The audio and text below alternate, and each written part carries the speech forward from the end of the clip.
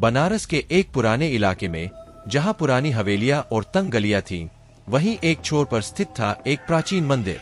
इस मंदिर के पीछे एक छोटा सा परित्यक्त कुटिया थी, जिसे लोग तांत्रिक की कुटिया कहते थे। यहाँ एक तांत्रिक, जिसका नाम विद्यानंद था, अपनी साधना किया करता था। विद्यानंद की साधना के विषय में बहुत सी कहानियां प्रचलित थीं। कहते थे कि वह अपार शक्तियों का स्वामी था, परंतु उसकी एक साधना अधूरी रह गई थी, जो उसे कभी पूरी न हो पाई। विद्यानंद अपने शिष्य अर्जुन के साथ इस कुटिया में वर्षों से निवास कर रहा था। अर्जुन भी तांत्रिक विद्या में निपुण था, परंतु विद्यानंद की तरह शक्तिशाली नहीं था। एक रात पूर्णिमा का चांद चमक रहा था और पूरा गांव गहरी नींद में सोया हुआ था। विद्यानंद अपनी अधूरी साधना को पूरा करने के लिए तैयारी कर रहा था। यह साधना अत्यंत कठिन और जोखिम भरी थी, जिसमें त्रिकालदर्शी होने की क्षमता प्राप्त होती थी। विद्यानंद ने अपने शिष्य अर्जुन को निर्देश दिया कि वह साधना के दौरान किसी भी स्थिति में उसे बाधित न करे। उसने चेतावनी दी कि यदि साधना में कोई विघ्न आया तो इसके गंभीर परिणाम हो सकते हैं। अर्जुन ने गुरु की आज्ञा का पालन करने का वचन दिया। विद्यानंद ने अपने चारों ओर एक सुरक्षा चक्र खींचा और मंत्रोच्चारण करने लगा। जैसे जैसे मंत्रों का प्रभाव बढ़ता गया, हवेली के चारों ओर एक भयानक सन्नाटा पसर गया। अर्जुन ने देखा कि गुरु के चारों ओर एक चमकीला प्रकाश मंडराने लगा है। अचानक एक तेज हवा का झोंका आया और कुटिया के दरवाजे अपने आप खुल गए। अर्जुन ने देखा कि एक रहस्यमय छाया अंदर प्रवेश कर रही है। यह छाया अत्यंत भयानक और विकराल थी। उसने गुरु के सुरक्षा चक्र को तोड़ने का प्रयास किया। अर्जुन समझ गया कि यह कोई अदृश्य शक्ति है, जो विद्यानंद की साधना को विफल करना चाहती है। अर्जुन ने गुरु की चेतावनी को याद किया, परंतु अपने गुरु को संकट में देख वह अपने स्थान से उठा और उस छाया का सामना करने के लिए आगे बढ़ा। जैसे ही उसने सुरक्षा चक्र को पार किया, विद्यानंद की साधना बाधित हो गई। विद्यानंद ने अपनी आंखें खोली और अर्जुन को रोका, परंतु तब तक बहुत देर हो चुकी थी। विद्यानंद की अधूरी साधना ने उसकी आत्मा को कुटिया में ही बांध दिया। उसकी आत्मा हमेशा के लिए भटकने लगी। अर्जुन को भी इसका परिणाम भुगतना पड़ा। उसने अपने गुरु की आत्मा को मुक्त करने का संकल्प लिया, परंतु इसके लिए उसे गुरु की अधूरी साधना को पूरा करना था। अर्जुन ने विद्यानंद की पुस्तकों और ग्रंथों का अध्ययन किया और गुरु की अधूरी साधना को पूरा करने का मार्ग खोजा। उसने वर्षों तक कठिन तपस्या की और अंततः उसे एक तरीका मिला जिससे वह अपने गुरु की आत्मा को मुक्त कर सकता था। यह पूर्णिमा की रात थी, जब अर्जुन ने गुरु की अधूरी साधना को पूरा करने का निर्णय लिया।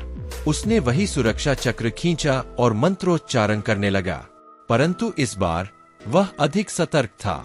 उसने सभी आवश्यक सुरक्षा उपाय किए और उस छाया का सामना करने के लिए तैयार था। अर्जुन ने गुरु के दिए हुए मंत्रों का उपयोग किया और उस छाया को नियंत्रित किया। जैसे जैसे वह साधना पूरी करने के करीब पहुंचा, उसने महसूस किया कि गुरु की आत्मा उसके पास है और उसे मार्गदर्शन कर रही है। अर्जुन की तपस्या और गुरु के मार्गदर्शन ने मिलकर अधूरी साधना को पूर्ण कर दिया। जैसे ही साधना पूरी हुई, कुटिया में एक अद्भुत प्रकाश फैल गया। विद्यानंद की आत्मा ने मुक्त होकर अर्जुन को आशीर्वाद दिया और स्वर्ग की ओर प्रस्थान किया। अर्जुन ने गुरु की आत्मा को मुक्त कर अपनी साधना की यात्रा को जारी रखा। उसने विद्यानंद की शिक्षाओं को जीवित रखा और अपने ज्ञान से समाज को लाभ पहुंचाया। उस परित्यक्त कुटिया को अब कोई भूतिया नहीं कहता था, बल्कि वह तांत्रिक विद्या के एक पवित्र स्थल के रूप में जानी जाती थी। कहते हैं कि अगर सच्चे दिल से कोई साधना की जाए और उसमें गुरु का आशीर्वाद हो, तो कोई भी शक्ति उसे विफल नहीं कर सकती। अर्जुन की श्रद्धा और गुरु के प्रति उसकी निष्ठा ने एक अधूरी साधना को पूर्ण कर दिया और यह साबित कर दिया कि सच्ची साधना का फल अवश्य मिलता है।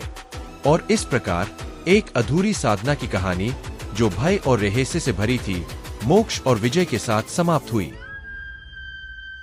दोस्तों, कहानी कैसी लगी? अच्छी लगी तो लाइक और सब्सक्राइब कर देना प्लीज। आइए अब हम दूसरे कहानी की तरफ आगे बढ़ते हैं। राजस्थान के एक छोटे से गांव नागपुरा के पास एक घना जंगल था, जिसमें एक पुराना और रहस्यमय मंदिर स्थित था। इस मंदिर के बारे में कहा जाता था कि वहां एक तांत्रिक नागेंद्र अपनी साधना में लीन था। नागेंद्र ने अपार शक्तियां प्राप्त कर ली थी, लेकिन उसकी एक साधना अधूरी रह गई थी जिसे पूरा करने के लिए उसने अपने जीवन का बलिदान भी दे दिया था। नागपुरा के लोग मंदिर के पास जाने से डरते थे। कहते थे कि रात को वहां अजीब अजीब आवाजें आती है और मंदिर के पास की हवा ठंडी और भयानक हो जाती है। कुछ लोग तो यह भी कहते थे कि उन्होंने रात के समय मंदिर के पास एक अजीब सी छाया देखी थी। यह सब सुनकर गांव के लोग मंदिर से दूर रहते थे। एक दिन गांव में एक युवा तांत्रिक अर्जुन आया। अर्जुन को तांत्रिक विद्या में गहरी रुचि थी और उसने कई गुरुओं से तंत्र मंत्र सीखा था। जब उसे नागेंद्र के अधूरी साधना के बारे में पता चला तो उसने इस रहस्य को जानने का निश्चय किया। अर्जुन ने गांव वालों से मंदिर के बारे में पूछा, लेकिन सबने उसे वहां न जाने की सलाह दी। परंतु अर्जुन ने हिम्मत नहीं हारी और एक रात वह मंदिर की ओर निकल पड़ा। मंदिर पहुंचते ही उसे वहां की हवा में एक अजीब सी ठंडक महसूस हुई। मंदिर के अंदर घुप अंधेरा था। अर्जुन ने अपने पास की टॉर्च जलाकर चारों ओर देखा। वहां दीवारों पर प्राचीन शिलालेख और चित्र बने हुए थे। अचानक उसे एक कोने में एक पुरानी किताब दिखी। यह नागेंद्र की तांत्रिक विद्या की पुस्तक थी। अर्जुन ने किताब को उठाया और पढ़ना शुरू किया। किताब में नागेंद्र की अधूरी साधना का वर्णन था। उसमें लिखा था कि नागेंद्र ने एक अमरता का मंत्र खोजा था, जिसे पूरा करने के लिए उसे एक विशेष अनुष्ठान करना था। परंतु साधना के अंतिम चरण में नागेंद्र की आत्मा को एक अदृश्य शक्ति ने रोक दिया और उसकी आत्मा को मंदिर में ही बांध दिया। अर्जुन ने निश्चय किया कि वह नागेंद्र की अधूरी साधना को पूरा करेगा और उसकी आत्मा को मुक्त करेगा। उसने पुस्तक के निर्देशों का पालन किया और साधना की तैयारी करने लगा। अर्जुन ने मंदिर के बीचों बीच एक सुरक्षा चक्र खींचा और मंत्रोच्चारण करने लगा। जैसे जैसे वह मंत्रों का उच्चारण कर रहा था, मंदिर के अंदर की हवा और भी ठंडी और भारी होती जा रही थी। अर्जुन ने महसूस किया कि एक अदृश्य शक्ति उसकी साधना को बाधित करने का प्रयास कर रही है। परंतु अर्जुन ने अपने गुरु द्वारा सिखाए गए मंत्रों का प्रयोग किया और उस शक्ति को नियंत्रित किया। धीरे धीरे उसने नागेंद्र की अधूरी साधना को पूरा करने के लिए आवश्यक अनुष्ठान किया। जैसे ही अर्जुन ने अंतिम मंत्र का उच्चारण किया, मंदिर में एक तेज प्रकाश फैल गया। नागेंद्र की आत्मा प्रकट हुई और उसने अर्जुन को धन्यवाद दिया। परंतु तभी मंदिर में अचानक भयानक आवाजें गूंजने लगीं और एक विकराल छाया प्रकट हुई।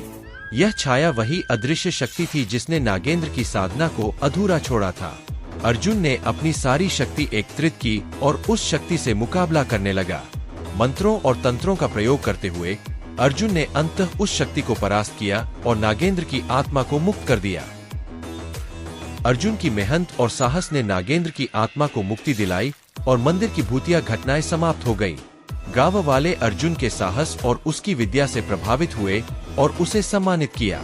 अर्जुन ने नागेंद्र की तांत्रिक पुस्तक को सुरक्षित रखा और उसकी शिक्षाओं को आगे बढ़ाया। नागपुरा गांव अब फिर से सामान्य जीवन जीने लगा और मंदिर एक पवित्र स्थल के रूप में जाना जाने लगा। अर्जुन की इस यात्रा ने यह साबित कर दिया कि सच्चे दिल से किया गया प्रयास और साहस किसी भी चुनौती को पार कर सकता है।